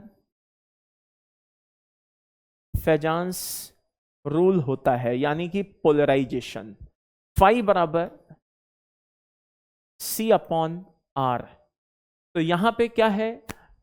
कैटायन तो फिक्स है, हाँ है, और F- और I- को ध्यान से देखिए, I- का साइज बड़ा है, तो उसमें पोलराइज होने की एबिलिटी ज्यादा होगी, और पोलराइज होने की एबिलिटी ज्यादा होगी तो उसमें पोलराइजेशन ज्यादा होगा, कोवेलेंट कैरेक्टर ज्यादा होगा। तो फेजांस रूल से हम इस चीज को देख सकते हैं और इसकी बॉन्डिंग को एक्सप्लेन कर सकते हैं। Next, correct molecular orbital diagram देखना है F2 मॉलिक्यूल के लिए। F2 मॉलिक्यूल यानी कि नाइट्रोजन से ऊपर, जिनमें sp मिक्सिंग नहीं होती है, तो उनका जो डायग्राम होता है वो 1-2-2-1 वाला होता है। कैसा होता है? 1-2-2-1 वाला होता है, यानी कि सिग्मा स्टार, 2 पाई स्टार, फिर 2 पाई और एक सिग्मा। तो पहले तो देखिए, क्या ये 1-2-2-1 है? नहीं है, ये नहीं होगा। ये 1-2-2-1 है? नहीं है, ये भी नहीं होगा। क्या ये 1-2-2-1 है? ये भी नहीं होगा। क्या ये 1-2-2-1 है? हाँ है।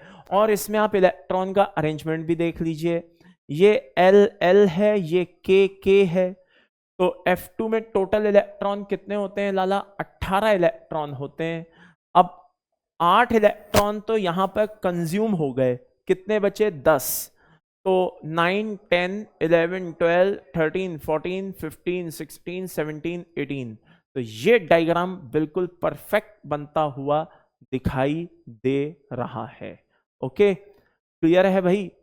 चलिए, और यहां पे ये सिग्मा और ये पाई कंसीडर होंगे, ठीक है ना? वो वैल्यूज थोड़ा गलत लिखने में आ गई, कोई बात नहीं, ठीक है ना? तो सिग्मा और पाई, ये पाई स्टार और ये सिग्मा स्टार, तो answer is C option. Next, assuming the Hund's rule is violated, the bond order and magnetic nature of diatomic molecule B2 is, कैसा होगा? देखो, B2 नाइट्रोजन से नीचे है, तो इसमें कौन सा 1-2-1-2 वाला अरेंजमेंट होगा। Sigma star, pi star, sigma, pi, ये वाला कॉम्बिनेशन होगा लाइक दिस, 1-2-1-2। और नीचे क्या आ गए? LLKK, ठीक है ना? ये LLKK में अगर किसी को डाउट है तो मैं आपको बता दूं, क्या? जरा ध्यान से सुनिएगा, LL और KK में अगर कोई डाउट है तो वो कैसे है, क्या है, जरा ध्यान से देखिएगा। ये 1s सिग्मा स्टार 1s, ये K शेल में पाए जाते हैं। Sigma 2s sigma star 2s, ये L शेल में पाए जाते हैं, तो इसलिए KKLL लिखा जाता है, ठीक है? आगे बढ़ते हैं। अब बात आती है B2 की। B2 में कितने इलेक्ट्रॉन्स आपको दिखाई दे रहे हैं भाई? B2 में 10 इलेक्ट्रॉन्स दिखाई दे रहे हैं। अब B2 में 10 इलेक्ट्रॉन्स दिखाई दे रहे हैं तो 8 तो यहां गए, हाँ या ना? अब बचे कितने? 2 और बचे, ये 9 हो गया और ये 10 हो गया, हाँ या ना? हाँ हो गया। तो भाई यहां पे कह रहा है कि हुंड्स रूल का क्या हो रहा है? वायलेशन हो रहा है। हुंड्स रूल कहता है मैं तब तक किसी को पेयर्ड नहीं करूंगा जब तक वो हाफ फिल्ड ना हो जाए। तो मैं इलेक्ट्रॉन को ऐसे ना भर के ऐसे भर दूं तो ये हुंड्स रूल का क्या हो गया? वायलेशन हो गया। हुंड्स रूल का क्या हो गया बेटा? वायलेशन हो गया। कैसे? कायदे से मुझे अगला इलेक्ट्रॉन वहां भरना चाहिए था अकॉर्डिंग टू हुंड्स रूल, लेकिन हम तो हुंड्स रूल का क्या कर रहे हैं? वायलेशन। तो ये अनपेयर्ड के बजाय क्या हो गया? पेयर्ड हो गया। यानी कि ये पैरा के बजाय क्या हो गया? डायमैग्नेटिक हो गया। लेकिन इसके बॉन्ड ऑर्डर पे कोई असर नहीं पड़ा। इसके बॉन्ड ऑर्डर पे कोई असर नहीं पड़ा। बॉन्ड ऑर्डर पहले भी 1 था, अभी भी 1 है। पहले भी 1 था, अभी भी 1 है। अच्छा, दूसरी चीज, हाँ क्या, कि जब ये इस तरीके से भरा जाता, यहां पे दोनों में अनपेयर्ड अनपेयर्ड भरा जाता, हाँ, तो इसमें पाई बॉन्ड क्या बोलते हैं हम? इसमें 2 हाफ पाई बॉन्ड होते हैं। लेकिन अभी यहां पे हमने इस तरीके से भर दिया है, तो हो सकता है इन फ्यूचर ऐसे भी पूछ लिया जाए कि बताओ इस केस में 2 हाफ पाई बॉन्ड होंगे या 1 पाई बॉन्ड होगा। तो भाई मेरे यहां पे आपको क्या बोलना पड़ेगा? 1 पाई बॉन्ड बोलना पड़ेगा। आप बोलोगे सर B2 में तो वैसे भी हम 1 पाई बॉन्ड बोलते हैं। कायदे से देखा जाए तो गलत बोलते हैं। कायदे से वो 2 हाफ पाई बॉन्ड होते हैं जिनको हम टोटलिटी में हम उसको 1 पाई बॉन्ड बोल देते हैं। लेकिन सच्चाई यह है कि उसमें 2 हाफ पाई बॉन्ड रहते हैं। लेकिन बेटा ये सारी चीजें तो आपको पहले से ही पता होंगी, क्योंकि आपको तो क्लास वाले क्वेश्चन चाहिए ही नहीं। आपको तो सिर्फ क्या चाहिए भाई? PYQs चाहिए। बाकी तो चीजें आपको पहले से ही आती हैं, है ना? तो ये सारी चीजें मेरे को लगता नहीं है कि मुझे बताना बनता है, जैसा कि मुझे आपके कमेंट से पता चला, है ना? क्योंकि ये तो सारी चीजें आपको पहले से आती ही आती हैं। बस आपको तो PYQs चाहिए। तो आइए आगे देखते हैं और PYQs, ठीक है? तो जरा ध्यान से और अच्छे से देखिएगा, ठीक है? ये B2 दिखाई दे रहा है, हाँ दे रहा है। तो ये डायमैग्नेटिक होगा, बॉन्ड ऑर्डर क्या होगा? 1 होगा। तो आइए इसका आंसर देख लेते हैं। ए ऑप्शन इसका होगा। चलिए next, the species having bond order different from the CO, ठीक है ना? स्पीशीज जो जिसका बॉन्ड ऑर्डर क्या हो? डिफरेंट हो, किससे? CO से। अब CO का अगर हम देखें तो CO का बॉन्ड ऑर्डर कितना होता है बेटा? 3 होता है। CO का बॉन्ड ऑर्डर कितना होता है? 3 होता है। अब यहां पे देख लो भाई, किसका बॉन्ड ऑर्डर 3 नहीं है? तो नंबर ऑफ इलेक्ट्रॉन से देख लो। यहां पे नंबर ऑफ इलेक्ट्रॉन कितने होते हैं? I repeat, number of electron कितने होते हैं? 14 होते हैं, हाँ। तो जिन जिन में 14 होंगे उनका बॉन्ड ऑर्डर सेम होगा, जिनमें 14 नहीं होंगे उनका बॉन्ड ऑर्डर सेम नहीं होगा। तो NO- की बात करें, किसकी बात करें? NO-, 14 इलेक्ट्रॉन होते हैं साहब। NO+ की बात करें तो कितने होते हैं? NO+, नहीं सॉरी, मैं थोड़ा गड़बड़ कर गया, दोबारा बोलता हूं। NO- में 16 इलेक्ट्रॉन होते हैं, ठीक है ना? 15 तो होते ही हैं और माइनस है तो 16 होते हैं। NO+ में कितने होते हैं? 14 होते हैं। CN में कितने होते हैं साहब? 14 होते हैं, ठीक है ना? CN- में, ओके। और N2 में कितने होते हैं? 14 होते हैं। तो आइए जरा देख लेते हैं ध्यान से। इन सब में 14 14 14 14 है, लेकिन NO- में 16 है। तो उससे पूछा था भाई किसका बॉन्ड ऑर्डर डिफरेंट होगा? तो NO- का बॉन्ड ऑर्डर क्या होगा? डिफरेंट होगा, एंड दैट इज 2। तो आंसर इज A। क्लियर है भाई सभी को? Next, among the following the paramagnetic compound is, इनमें से पैरामैग्नेटिक कंपाउंड कौन होगा? इसको तोड़ो बेटा, इसको तोड़ो। तो 2Na+ और O22- हमको चाहिए। तो ये O22- में क्या होगा भाई? अगर ध्यान से देखें, O2 पैरा होता है, तो O22- 18 इलेक्ट्रॉन होकर के कैसा हो जाता है? डाया हो जाता है। कैसा हो जाता है? डाया। ये नहीं होगा। ओजोन, ये भी कैसा होता है बेटा? डाया नेचर का होता है। N2O ये भी कैसा होता है भैया, डाया नेचर का होता है। K प्लस और O2 माइनस सुपर ऑक्साइड ये कैसा होता है बेटा, पैरा नेचर का होता है। तो आंसर क्या हो गया अपना डी, यानी कि एमओटी का सहारा लीजिए। कुछ डायरेक्ट पता चल जाते हैं, कुछ एमओटी से पता चल जाते हैं, आंसर निकालना बेहद आसान है। क्लियर है भाई? नेक्स्ट पॉइंट पे चलते हैं, जरा ध्यान से देखते हैं। नेक्स्ट क्या है, विच of the following molecular species has unpaired electrons, इनमें से कौन सी स्पीशीज है जिसके पास अनपेयर्ड इलेक्ट्रॉन है। N2 में कोई अनपेयर्ड नहीं है, F2 में भी कोई अनपेयर्ड नहीं है, O2 माइनस की बात करें कोई अनपेयर्ड नहीं है, यहां पे 2 अनपेयर्ड इलेक्ट्रॉन है। तो answer is this and that's why O2 को हम किस नाम से, O2 को हम क्या मानते हैं, पैरामैग्नेटिक स्पीशीज मानते हैं। O2 को हम क्या मानते हैं बेटा, पैरामैग्नेटिक स्पीशीज मानते हैं। ठीक है, specify the coordination geometry around and hybridising nitrogen and boron atom in 1:1 complex BF3 and NH3 like that। ठीक है, यानी कि ये पूछ रहा है कि अगर BF3 और NH3 आपस में कॉम्प्लेक्स बना रहे हैं तो बताइए इनमें क्या कहते हैं, ज्योमेट्री इनकी क्या होगी। तो भाई ये जब दोनों कॉम्प्लेक्स बनाते हैं तो क्या होता है, जरा ध्यान से देखना। ये BF3 है और ये NH3 है, ये क्या करेगा, इसके ऊपर लोन पेयर अटैक करेगा। ठीक है, क्योंकि इसके पास लोन पेयर है और इसके पास वेकेंट ऑर्बिटल है। तो ये क्या होगा, जरा ध्यान से देखना, एक बॉन्ड और आने की वजह से ये sp2 से sp3 हो जाएगा लाइक दिस, लेकिन इसके ऊपर कोई असर नहीं पड़ेगा।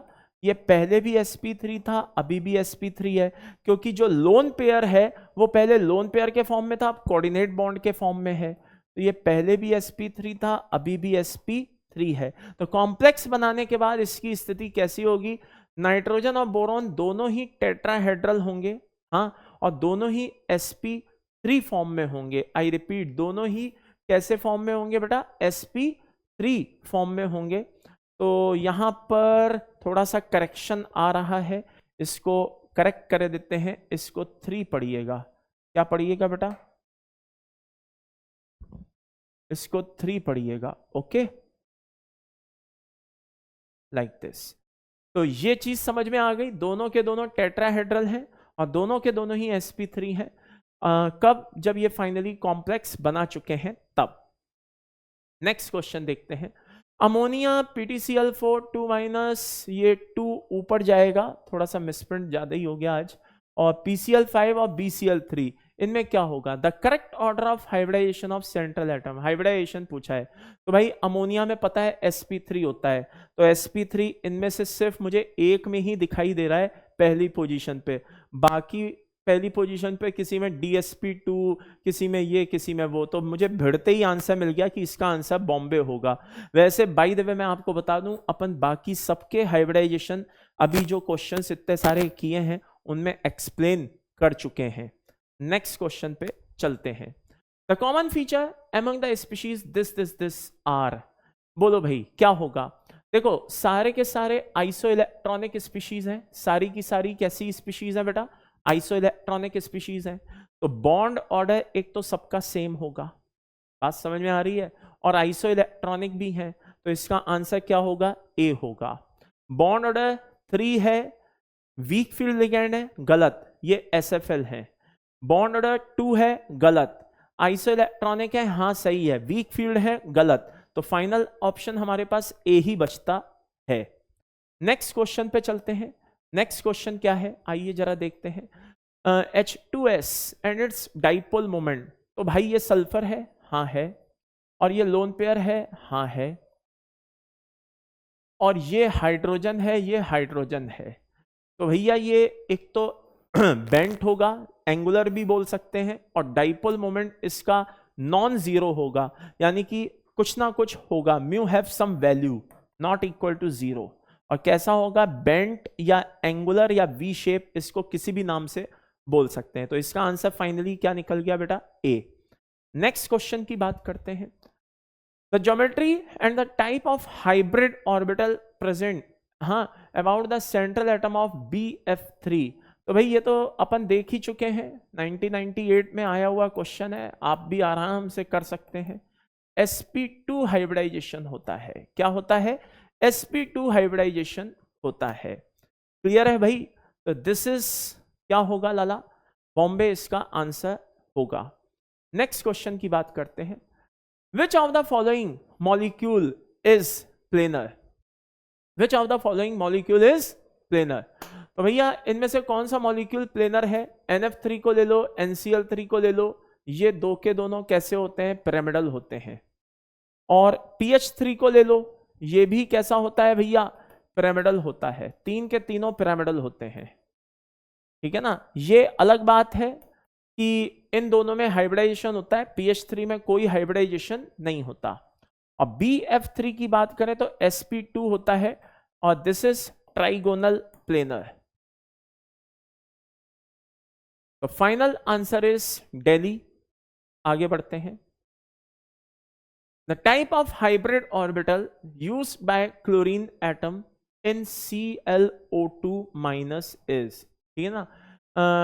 टाइप ऑफ हाइब्रिड ऑर्बिटल्स, तो भैया ये क्लोरीन है और ये ClO2 माइनस है और ये दो लोन पेयर है। तो दो लोन पेयर, दो sigma, hybridization sp3, answer is A। Very simple, hybridization निकालो, आंसर पाओ। क्लियर है भाई सभी को? Next, the species in which the central atom use sp2 hybrid orbital in its bonding. PH3 में no hybridization according to Drago's rule, इसको तो भूल ही जाओ। NH3 में sp3, SbH3 no hybridization according to Drago's rule, और CH3 plus अभी अभी देखा था sp2। तो फाइनल आंसर इज हमारा क्या हो गया बेटा? C। आगे, on hybridization of one s and p orbital we get, भाई दो हाइब्रिड ऑर्बिटल मिलेंगे at 180 degree angle, answer is Bombay. दो हाइब्रिड ऑर्बिटल्स का फॉर्मेशन होगा एट 180 डिग्री एंगल, एक S और एक P आपस में मिलकर के। इससे मिलता जुलता क्वेश्चन देखो 1984 में आया हुआ है, अभी इससे मिलता जुलता क्वेश्चन अभी इसी साल क्या कहते हैं, जनवरी या अप्रैल के एक किसी शिफ्ट में आया हुआ है। अंतर सिर्फ इतना है, यहाँ हाइब्रिड ऑर्बिटल पूछा है और वहां पे मॉलिक्यूलर ऑर्बिटल्स के बारे में पूछा गया है। चलिए नेक्स्ट क्वेश्चन देखते हैं। According to molecular orbital theory, which of the following statement is oblique are correct? C22 minus की बात करें, क्या ये डायमैग्नेटिक है? भाई C22 माइनस की अगर बात करें तो इसमें 14 इलेक्ट्रॉन्स आ रहे हैं, तो ऑब्वियसली ये डायमैग्नेटिक होना चाहिए। तो पहला स्टेटमेंट मुझे करेक्ट होता हुआ दिखाई दे रहा है। O22 प्लस की बात करें तो इसकी जो have longer bond length than O2, हाँ कैसे? जरा बात को समझ, नहीं ये मतलब सही है या गलत है, आइए जरा देखे लेते हैं कैसे। O22 प्लस की बात करें तो यहाँ पे 14 इलेक्ट्रॉन है, हाँ, और यहाँ पे कितने हैं? 16 इलेक्ट्रॉन है, करेक्ट। तो 14 इलेक्ट्रॉन का मतलब हुआ कि बॉन्ड ऑर्डर कितना है? 3, और इसका मतलब कितना हुआ कि बॉन्ड ऑर्डर है कितना? 2। तो भैया जिसका बॉन्ड ऑर्डर कम उसकी बॉन्ड लेंथ ज्यादा, तो ये कह रहा है कि O2 is expected have longer bond length than O2, गलत। इसकी बॉन्ड लेंथ कम होगी, उसकी बॉन्ड लेंथ ज्यादा होगी, तो ये स्टेटमेंट सही नहीं है। N2 प्लस और N2 माइनस की बात करें, दोनों का क्या कहते हैं, बॉन्ड ऑर्डर सेम होगा। तो भाई देखो सीधी सी बात है, अगर N2 की हम बात करें तो कैसा बनाएंगे डायग्राम? 1 2 1 2 वाला डायग्राम बनाएंगे। आई रिपीट, 1 2 1 2 वाला डायग्राम बनाएंगे लाइक दिस, ओके। और जरा ध्यान से देखना, N2 प्लस की बात कर रहे हैं, किसकी? N2 प्लस की, और इधर किसकी बात कर रहे हैं? N2 माइनस की। तो N2 प्लस में कितने इलेक्ट्रॉन होते हैं भाई? 15, सॉरी कितने होते हैं? 13 इलेक्ट्रॉन। तो 8 इलेक्ट्रॉन तो नीचे कंज्यूम हो गए, बचे कितने? 9 10 11 12 और 13। अच्छा यहाँ पे कितने होते हैं भाई साहब? 15 इलेक्ट्रॉन होते हैं, तो 8 नीचे कंज्यूम हो गए, बचे कितने? 9 10 11 12 13 14 और 15। तो अब दोनों का बॉन्ड ऑर्डर निकाल लीजिए, ये कितना आ रहा है? 5, यानी कि 2.5, और ये कितना आ रहा है 6 - 1 यानी कि 5 यानी कि 2.5। तो दोनों के बॉन्ड ऑर्डर क्या आ रहे हैं बेटा, सेम सेम आ रहे हैं। ये बात समझ में आ गई। Next, He2 plus has the same energy as two isolated helium atom, of course not। तो फाइनल आंसर हमारा ए और सी होना चाहिए और वही है। नेक्स्ट क्वेश्चन पे चलते हैं। यहां पे 2 कॉलम दिए हुए हैं और उनमें डिस्क्रिप्शन दिया हुआ है, आपको चेक करना है कि इसमें सही आंसर क्या है। वैसे तो वो गलती से मैं छुपाना भूल गया, सामने ही दिख गया तो बात ही खत्म है। वैसे आइए जरा कंपेयर करे लेते हैं। ये कह रहा है ए का 2 है, ए का 2 है, यानी कि ये क्या बता रहा है, 2 d ऑर्बिटल है यानी कि dx² - y², और वो आपस में मिलकर के dd सिग्मा बॉन्डिंग बना रहे हैं। बात बिल्कुल सही है भाई, dx² - y² और dx² - y² आपस में अगर आमने सामने आ रहे हैं और क्या कहते हैं प्रॉपर बॉन्डिंग हो रही है, ठीक है ना, तो भाई ये कंस्ट्रक्टिव इंटरफेरेंस हो रहा है, तो नो डाउट इन इट ये क्या करेंगे भाई, सिग्मा बॉन्ड का फॉर्मेशन करेंगे, ठीक है ना। आगे ये देख लीजिए, वाइट वाइट बता रहा है कि यहां पे भी प्रॉपर बॉन्डिंग हो रही है ना, तो ये भी बीएमओ ही बनाते होंगे। और पीडी ऑर्बिटल है, क्या है पीडी, और जिस तरह की ओवरलैपिंग हो रही है वो पाई को शो कर रहा है, तो पाई पीडी होना चाहिए, पाई पीडी बीएमओ है ना। तो बी का 3 ये देख लीजिए, पाई पीडी पाई बॉन्डिंग हो रही है, ये भी सही है। अच्छा, ये वाइट ब्लैक बता रहे हैं कि ये एंटी बॉन्डिंग हो रही है, प्रॉपर बॉन्डिंग नहीं हो रही है, एंटी बॉन्डिंग हो रही है, लेकिन पाई वाली हो रही है। तो इसका होना चाहिए पाई, इसका होना चाहिए पी डी पाई स्टार, ठीक है ना, एंटी बॉन्डिंग इस तरह से होना चाहिए। तो आइए जरा देखते हैं, सी का 1 आ रहा है, पी डी पाई स्टार। अब पाई स्टार ना लगाओ, सीधे एंटी बॉन्डिंग लगा दो, बात एक ही है, ठीक है ना। और लास्ट एंड फाइनल बचता है हमारा कौन सा, ये एक p ऑर्बिटल है और ये अपना एक d ऑर्बिटल है, और ये देखिए ये एंटी बॉन्डिंग शो कर रहे हैं, तो इसका p d sigma type anti bonding आ रही है। तो फाइनल आंसर इसका क्या हो गया, सी हो गया। तो यानी कि अगर व्हाइट व्हाइट आपस में मैच कर रहे हैं या ब्लैक ब्लैक आपस में मैच कर रहे हैं तो वो बीएमओ है, व्हाइट ब्लैक आपस में मैच कर रहे हैं तो वो एबीएमओ है। और ओवरलैपिंग कैसी होगी वो आप डायग्राम देख करके पता कर ही सकते हैं, यानी कि इस तरह के क्वेश्चंस पूछे जा सकते हैं, 2014 में आया हुआ क्वेश्चन है। Thermal decomposition of AgNO3 produce 2 paramagnetic gas देता है, तो AgNO3 को पहले तो क्या करो, हीट करो। तो AgNO3 को जब आप हीट करोगे तो Ag2O प्लस NO2, ठीक है ना, बनेगा। और ज्यादा इसको हीट करोगे तो ये फाइनली Ag और इसमें चेंज होगा, यानी कि ये क्या देगा, फाइनली अगर मैं बोलूं तो ये सिल्वर देगा, NO2 देगा और ऑक्सीजन यानी कि O2 देगा। अब वो कह रहा है the total number of electrons present in anti bonding molecular orbital of the gas that has higher number of unpaired electrons. अब इसके पास तो सिर्फ एक ही अनपेयर्ड इलेक्ट्रॉन है, जबकि अपने O2 के पास कितने अनपेयर्ड इलेक्ट्रॉन होते हैं, 2 अनपेयर्ड इलेक्ट्रॉन होते हैं। बात समझ में आ रही है, कितने अनपेयर्ड होते हैं, 2 होते हैं। तो उसके एंटी बॉन्डिंग मॉलिक्यूलर ऑर्बिटल में इलेक्ट्रॉन्स काउंट करने हैं। तो आइए जरा देखते हैं, 1 2 2 1, और ये भी बनाए लेते हैं क्योंकि अपन को ABMO में इलेक्ट्रॉन गिनना है। तो O2 में टोटल 16 इलेक्ट्रॉन है, कितने इलेक्ट्रॉन है O2 में, 16।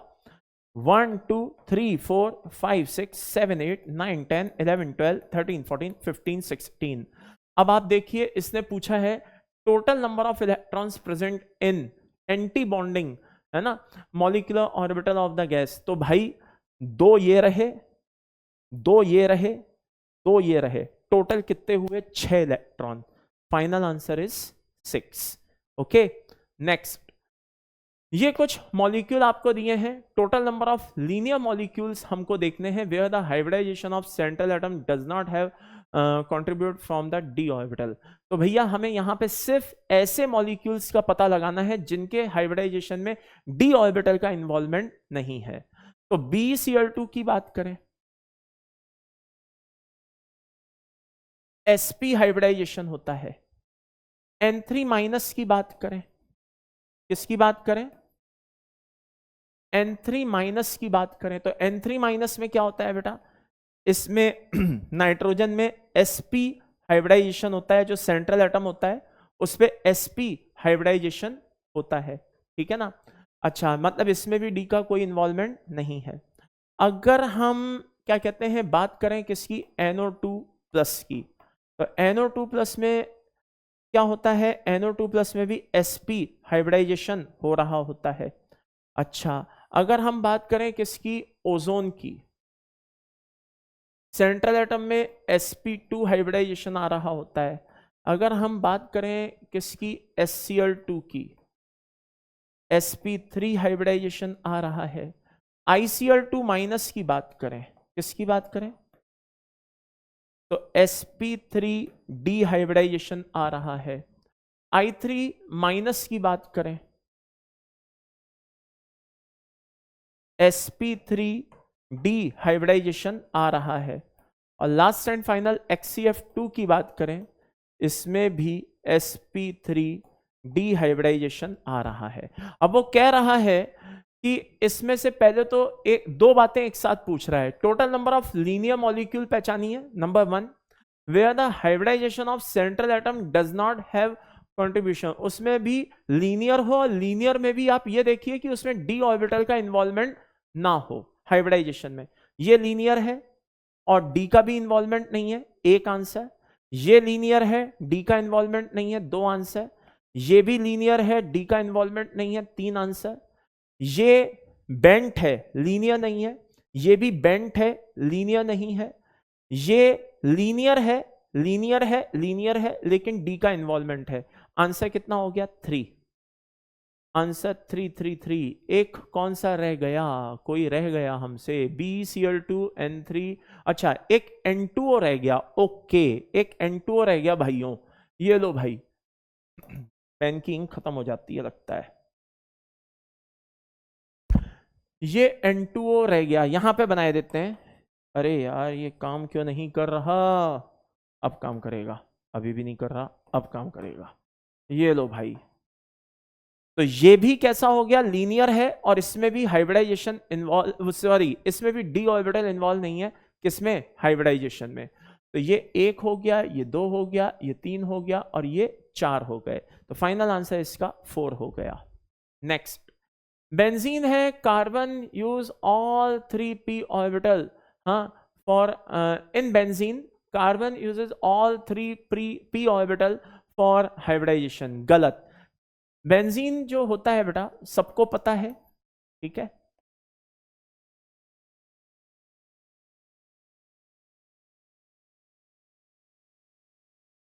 Like this, okay, like this, और ये sp2 हाइब्रिडाइजेशन रखता है।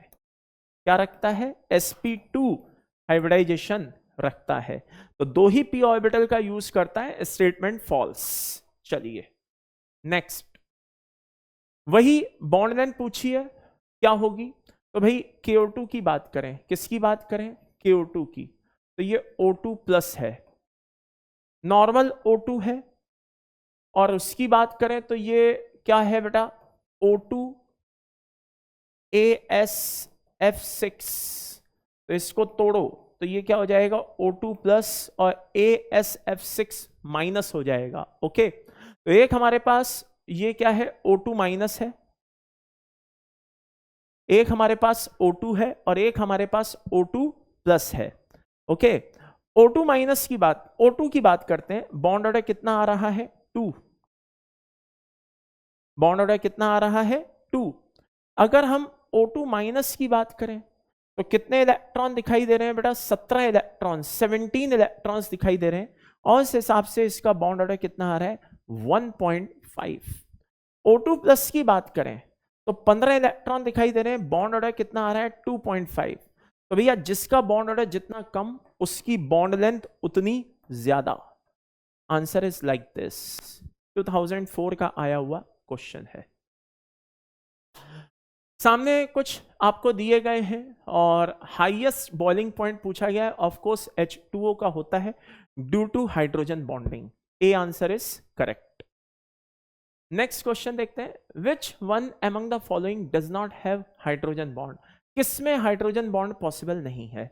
तो भाई जैसे कि ये फिनॉल को बना लो, किसको बना लो, फिनॉल, तो ये हाइड्रोजन बॉन्ड शो कर सकता है, लिक्विड अमोनिया में हाइड्रोजन बॉन्ड हो सकता है, वाटर में भी हाइड्रोजन बॉन्ड पॉसिबल है, HCl है जो हाइड्रोजन बॉन्ड नहीं रखता, तो आंसर इज दिल्ली। तो ये थे बेटा हमारे सारे के सारे PYQs, ठीक है। होपफुली अब आपको सेटिस्फेक्शन होगा कि भाई हमने PYQ लगा लिए। बाकी अगर आपको थ्योरी वाले मतलब थ्योरेटिकल पार्ट को अगर आपको स्ट्रॉन्ग करना है तो वैरायटी वाले क्वेश्चन लगाने पड़ेंगे। तो बता देना कि अगली बार आपको सिर्फ PYQ का स्वाद लेना है या वैरायटी वाले क्वेश्चंस भी लेने हैं। अगर वैरायटी वाले क्वेश्चंस आपको लेने हैं और उसमें कोई भी बीच में नेतागिरी करे तो उस नेतागिरी को जो भी नेता है उसको जवाब देना आपकी जिम्मेदारी बनती है। अदरवाइज भाई मुझे कोई दिक्कत नहीं है, मैं PYQ करा दूंगा, मुझे क्या दिक्कत है यार, तुम लोग PYQ चाहते हो मैं PYQ कराऊंगा, मुझे क्या दिक्कत है। अब कोई ये नहीं कह सकता, उसमें क्या होता है ना, नेतागिरी कई टाइप की होती है। क्या ये एडवांस के लायक क्वेश्चन है, देख लो भाई एडवांस में कैसे कैसे क्वेश्चन आते हैं। अब तो कोई कह भी नहीं सकता कि एडवांस के लायक क्वेश्चन है या नहीं है, वॉट एवर, है ना। अब तो मैंने ईयर वाइज सारे के सारे आपके सामने रख दिए हैं कि मेंस के हैं कि एडवांस लायक हैं कैसे हैं, तो अब आप बड़े आराम से जज कर सकते हैं। तो भाई बता देना कमेंट करके कि अगली बार कोऑर्डिनेशन में क्या चाहिए, थ्योरी को कवर करते हुए वैरायटी वाले क्वेश्चन चाहिए या सिर्फ PYQ ही चाहिए। अगर PYQ चाहिए मुझे कोई दिक्कत नहीं है, मैं कराऊंगा, मुझे कोई प्रॉब्लम नहीं है। हाँ बढ़िया है, कम टाइम लगेगा, आराम से खत्म हो जाएगा ज्यादा से ज्यादा क्वेश्चन। और थ्योरी को कवर करते हुए क्वेश्चन चाहिए तो वो बता देना, वैसे करा दूंगा, मुझे कोई दिक्कत नहीं है। लेकिन ध्यान रखना अगर बीच में कोई नेतागिरी दिखाए तो ऐसों को जवाब देना आपकी जिम्मेदारी बनती है, मेरी नहीं, ये बात ध्यान रखना, ठीक है। चलिए take care, bye bye, love you all.